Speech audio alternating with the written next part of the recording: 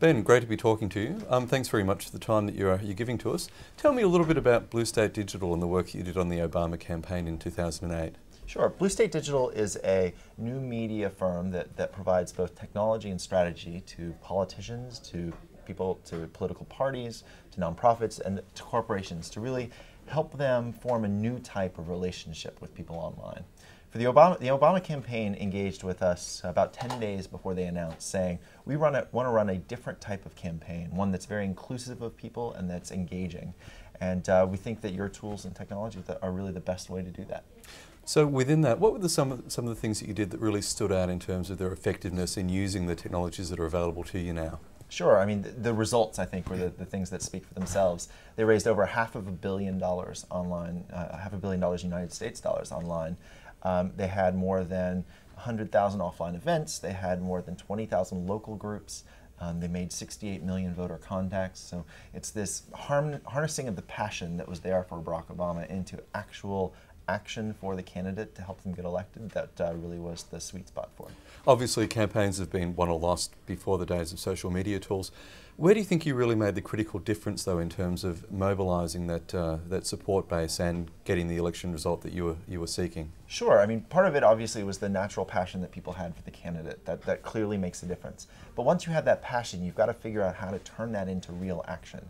And so it's lowering the barrier to entry for that. It's making it more transparent what you're doing. It's talking to people like they're real people and treating it like a relationship that's really causes that passion to be focused into a relationship that then you can turn into actions online. Okay. How did you go about then deciding what it is you would do? A lot of the things that we saw are relatively new in terms of using social media tools and the web in general for a mass movement of that nature. How did you go about deciding what you'd do and making sure you didn't do anything that could have gone horribly wrong? Sure. I'd like to tell you we had a master plan at the very beginning and that we just executed that plan, but it's just not the case. You know, of all the things that worked, there were probably 10 times the number of things that didn't work. And so it was a systematic manner of testing, measuring the results, and then adapting based on it. And clearly you don't want to have a giant mistake, and so you want to launch things small, see how people are responding to them, and then blow them up really big if it works out well. And so that's really the way that you avoid those tragic mistakes. What were some of the things that did work really well then? I mean, we've seen some examples in your presentation. Maybe talk us through a couple such as the donation matching and the ability to connect people at a grassroots level. Sure. What we call the grassroots match is kind of a good example of how you're taking a traditional fundraising technique that feels kind of fake and contrived and making it into something that's much more real. So in the United States, a very common fundraising technique is to tell people that they have, we have a wealthy donor who's willing to, for every dollar you give to the campaign, match your contribution 3 times over. So if you give us $25 right now, it's actually a $100 donation that our organization is going to receive. Alumni institutions like to use this to try to increase their alumni giving. What we said is, well, we don't think this is actually true, and we think that people don't believe that there's a wealthy donor who's actually going to give that amount. So instead, let's talk to our existing donors out there and say, hey, will you pledge $10 to bring in a new donor into the campaign? And then get a whole bunch of people who pledge, 10,000 people who pledge $10 to give to the campaign if someone new comes in. And then you email the people who are not donors and say, hey, we've got 10,000 people who are willing to pledge if you give right now.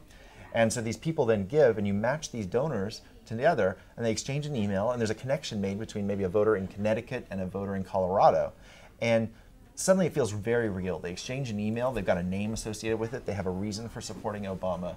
And people are willing to go back and then pledge and then give and then pledge and then give 3 or 4 times because it feels so real and specific.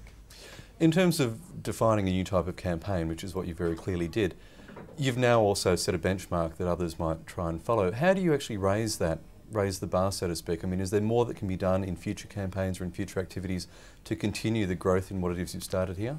Absolutely. We'll always be growing and we'll always be innovating, and in some ways that's the most challenging but the most interesting part of the work.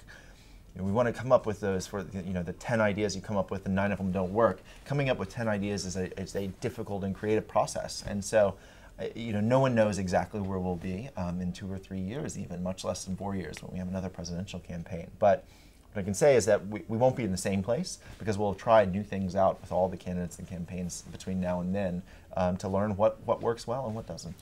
So of the things that worked well then, what of those and how could they be applied in other situations? Are you seeing a movement towards adapting these techniques for other purposes? Absolutely. You know, in some ways we take the techniques that we really learn on the political campaigns and move them over to nonprofits, move them over to alumni institutions, move them over to corporations to help them use the same kind of techniques to build that relationship with people online. And so at the end of the day, it's about building a relationship, and it's building a relationship kind of similar to how you would build a relationship offline. It's talking to them in a regular manner. It's being transparent. It's being authentic. Talking to them like a person with a voice and a personality. You know, asking them to do more. It's asking them to do favors for you. It's making it easier for them to get involved with you.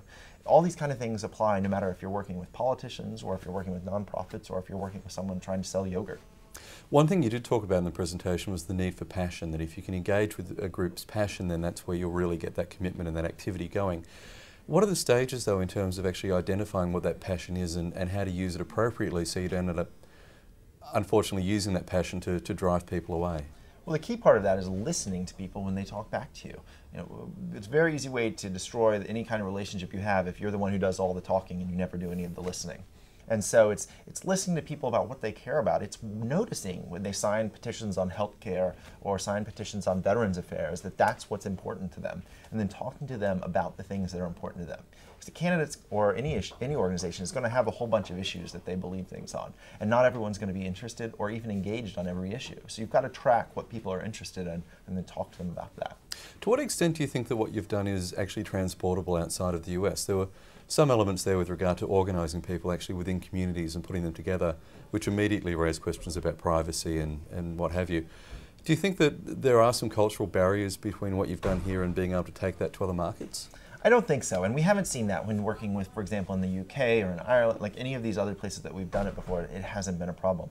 What changes, obviously, is the challenges that you give to people. So you still build that relationship, you still create and foster that passion. You may just not ask them to, you know, host a house party, because in the UK that's kind of weird to invite people over to your house. I mean, it's the same here. But instead, we'd have to have a barbecue to do it properly here. Exactly. Yeah. But instead, you know, maybe you're asking them to write a letter to the editor, or maybe you're asking them to, you know, go to a speaking engagement and talk. You know, there are different manifestations of the ask, but it's still an ask, and it's just a different one.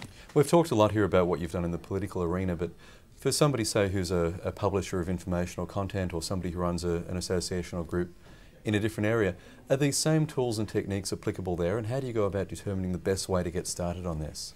Absolutely. So a good example is a newspaper who in the United States, who is a local newspaper, is no longer really the source for national news for their community, because the internet and CNN and all those other places are sucking up all that air.